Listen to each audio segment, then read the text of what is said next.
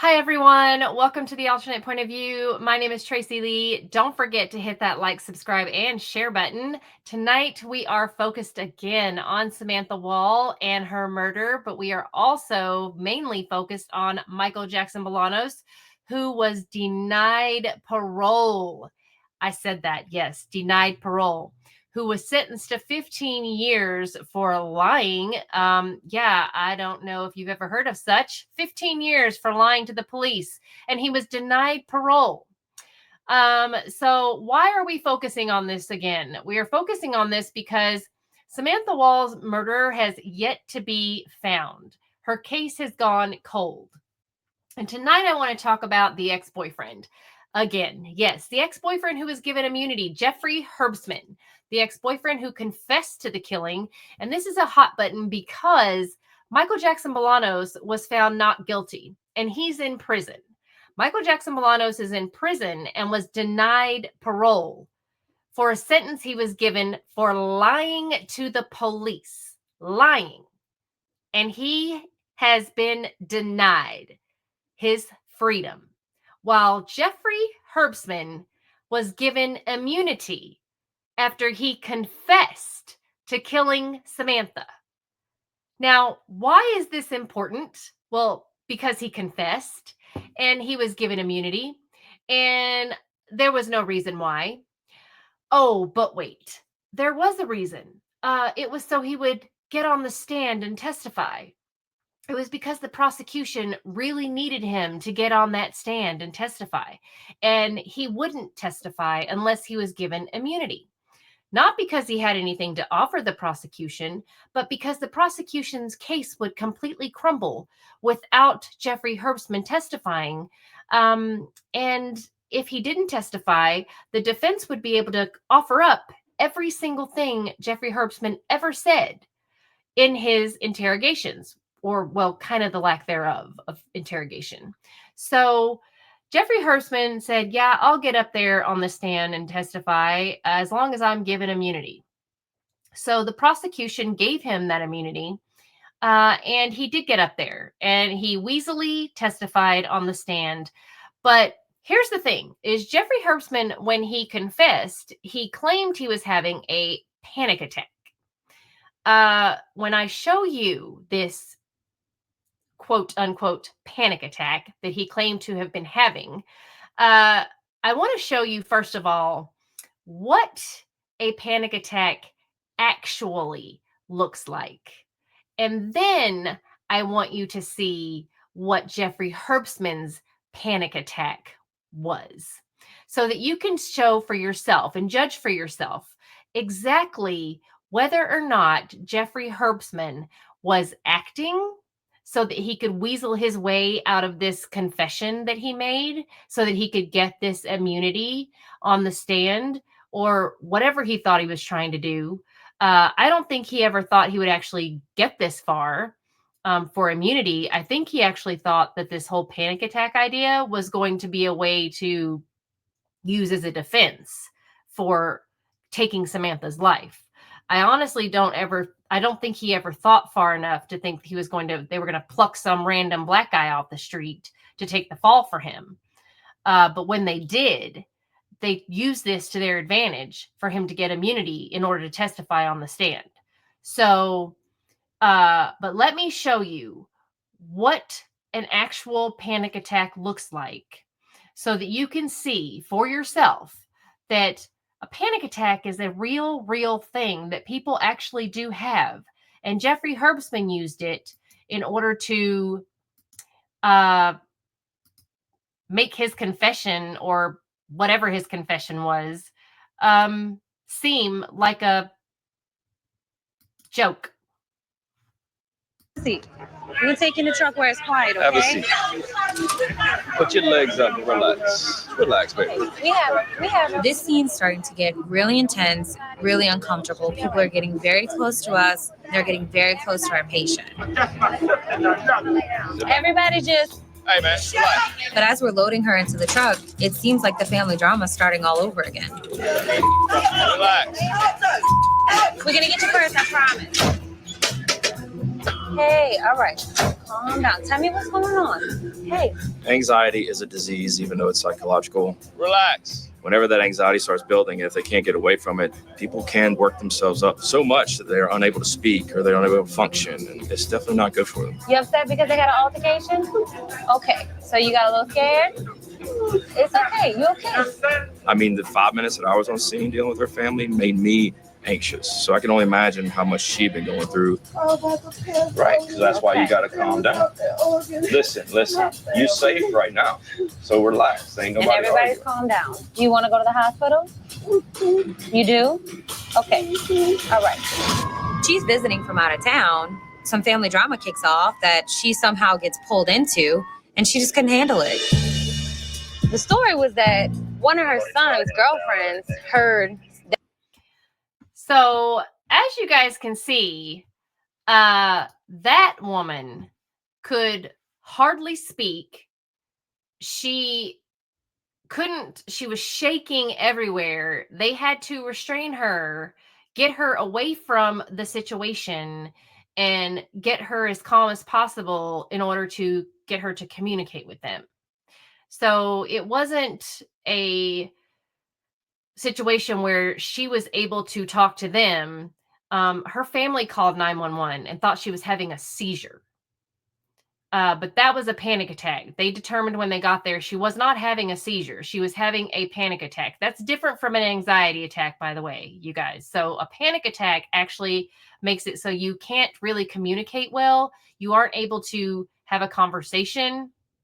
So also, when you're having a panic attack, you are not able to speak.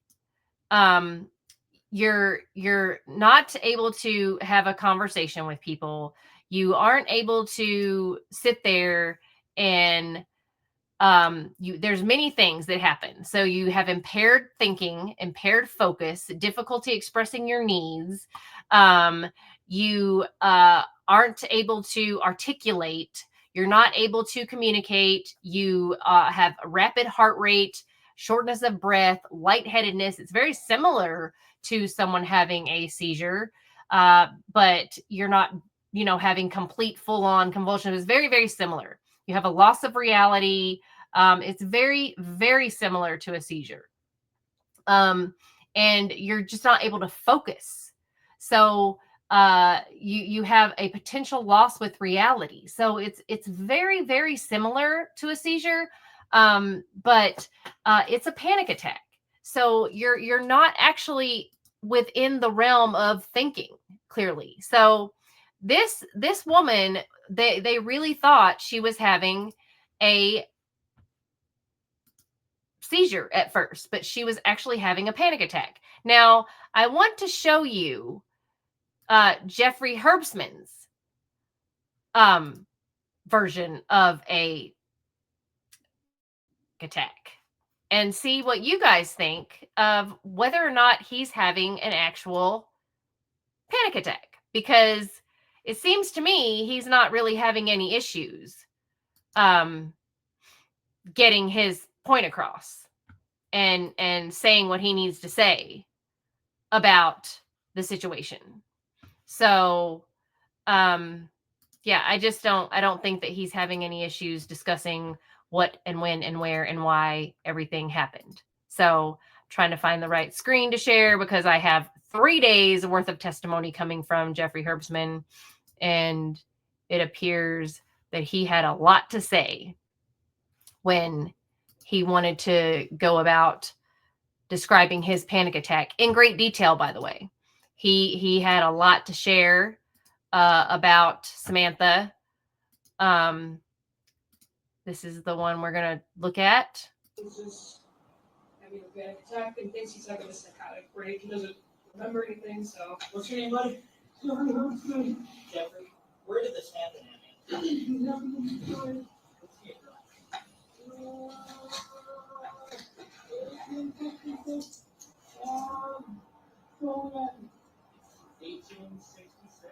No, yeah. So bad as number.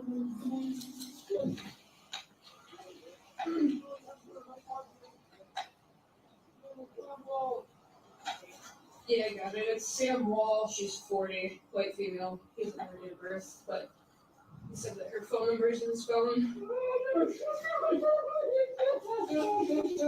What happened?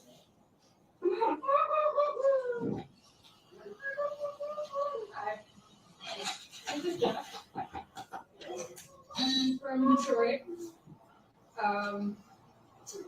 Called because he's having a panic attack because he may have killed his girlfriend in Detroit, but he does not remember. So that's where we're at. Is he being fucking all the time? He might be that. He's been around everything. Jeff, I sat him down too. He's got no weapons.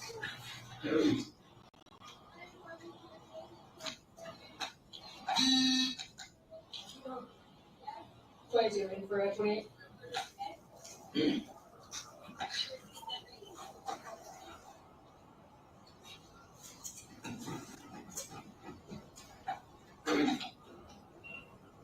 Fact, married, Charles, 37. No. No? Do you have any medical history? Yes, I have depression. You have depression? Okay. And I'm going to stop at 6 minutes and 28 seconds. Did you hear the reference to your heart rate? Yes. And is a heart rate of 150 beats per minute something that you would experience in sort of a normal state of mind based on your experience? No, that is abnormal for me. We'll resume at 6 minutes and 28 seconds. I go for marijuana. Okay. His heart rate is 150, so. Okay. So you got I got Sam Wall. I don't have like a full 29. Yeah. She's about 40. Lives in Detroit. You know her date of birth? No. Well, this is getting out of live burn thing. So, he was in his car when I pulled up and got out immediately in this position. I had him down his face. Said that he is from Detroit and is having a psychotic break because he may have killed his girlfriend. In Detroit. No, he said that he had a psychotic break and he has motive to kill her, but doesn't know anything else. Like last far in October.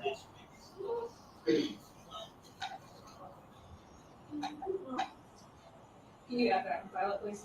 I'm on murder. stabbed.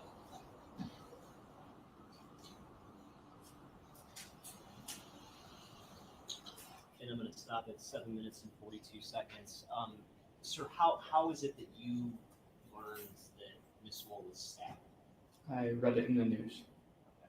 Resume at 7 minutes and 42 seconds.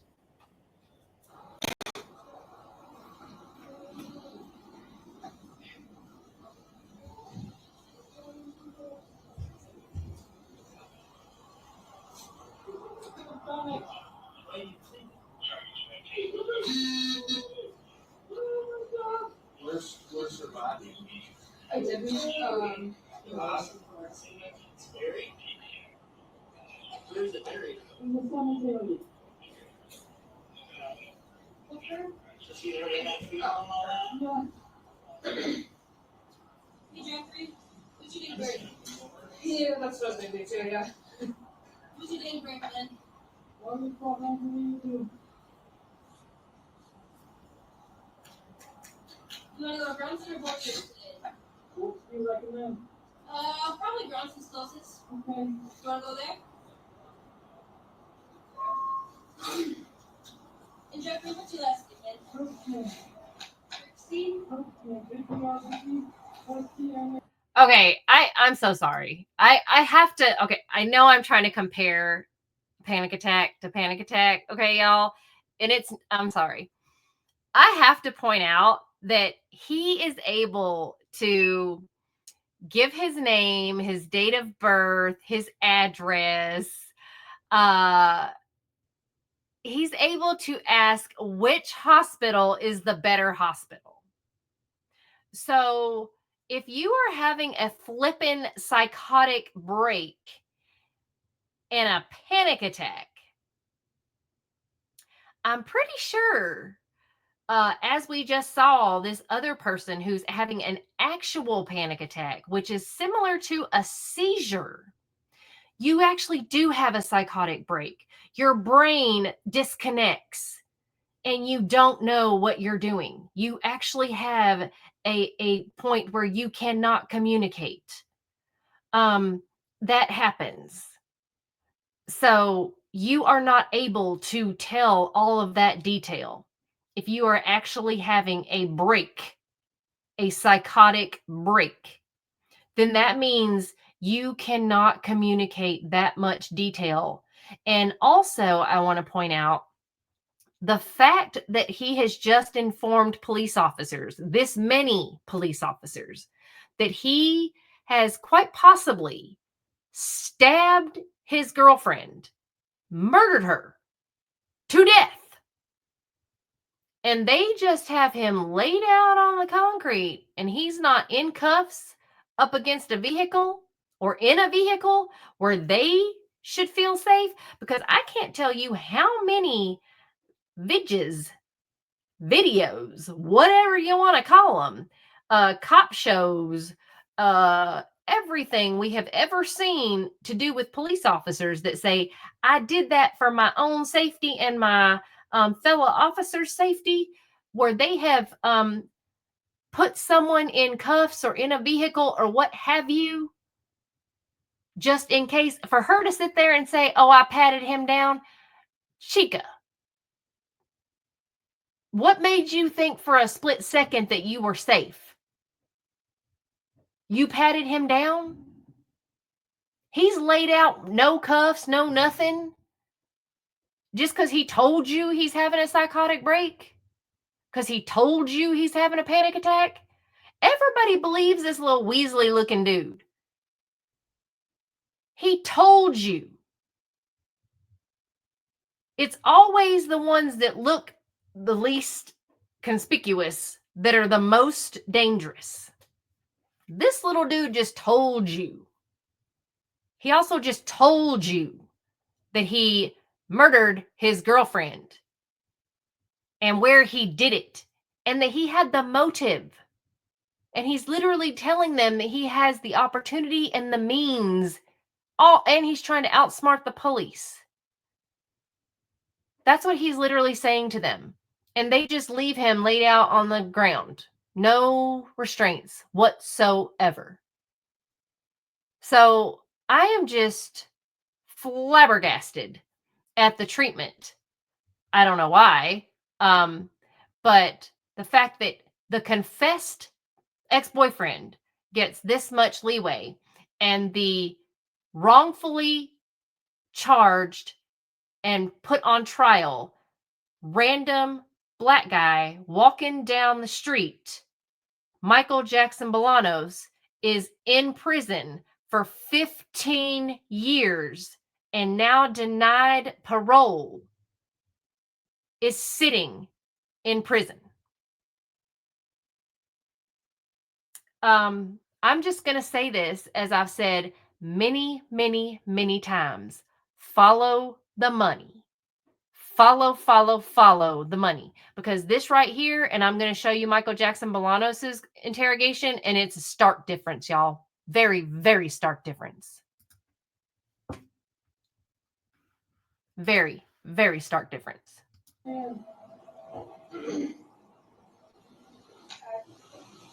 So, I think we're going to hold off for a second.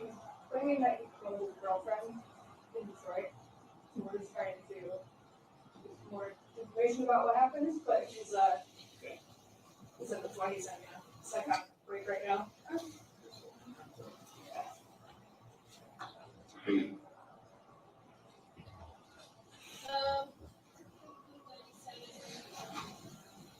Hey Jeff, are you feeling a little more at ease? Are you feeling okay right now?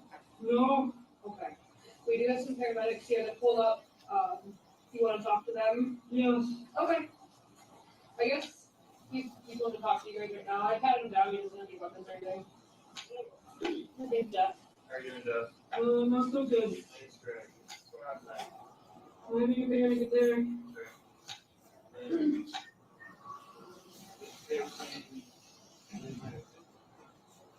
I'm afraid that I did. I don't remember. You don't remember. You say.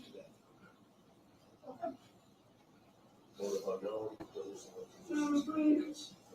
I might hurt somebody else like that, but I don't want to do it.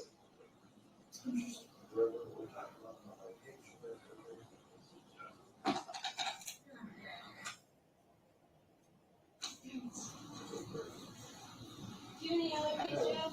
No, this have a knife in the car. Is the knife in the car what was used to stab her? I don't remember anything. Do you mind if we search your car? Yes, but I might be on the left for once. So we have your permission? Yes. Okay. Do you need my keys? Check. Grab some books really quick.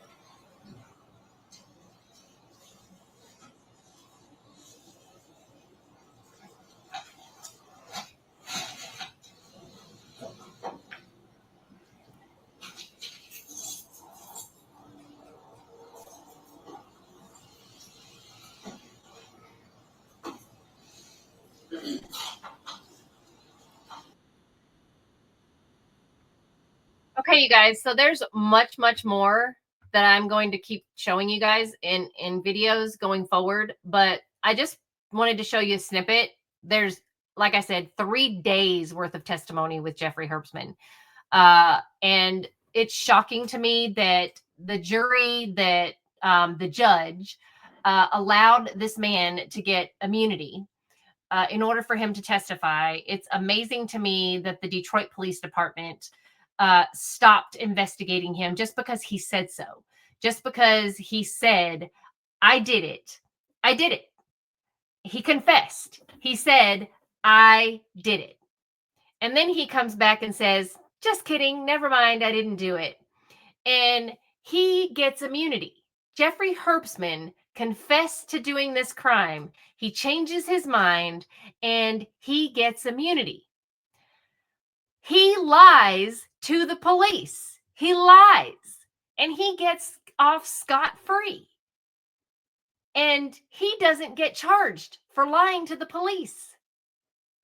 Michael Jackson Bolanos is just walking down the downtown streets of Detroit and he tells the police, I wasn't doing anything. I was just walking around.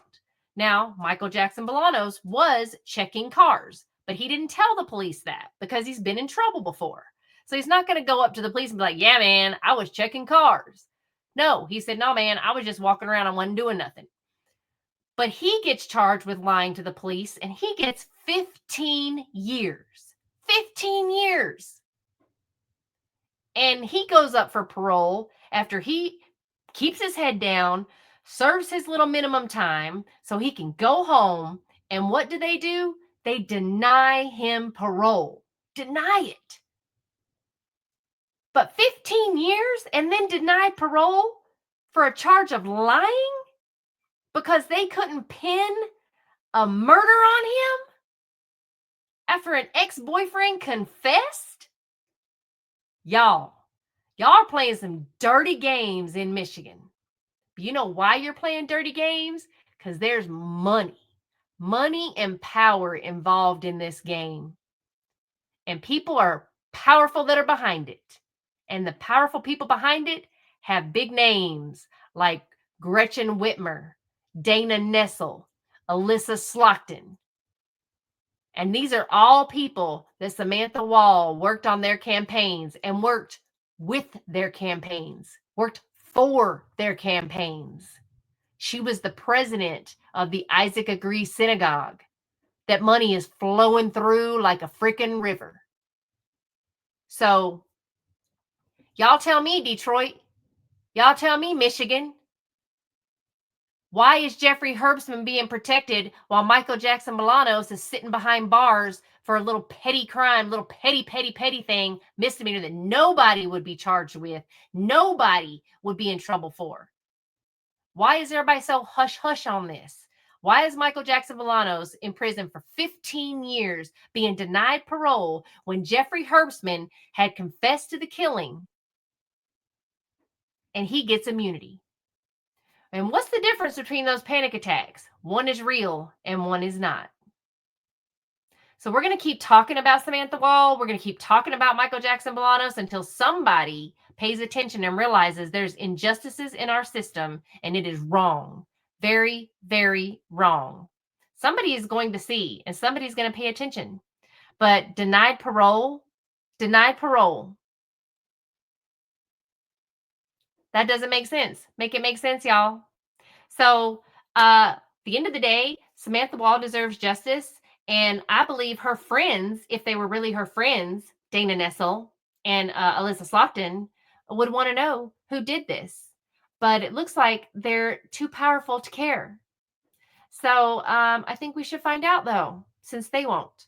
And we need to get Michael Jackson Bolanos out of prison and maybe Jeffrey Herbstman in. So let's find out what we can do there, you guys. I appreciate you watching and look forward to some more videos. And we'll be talking about some other cases and trials going on as well. See you in the next video. Thank you.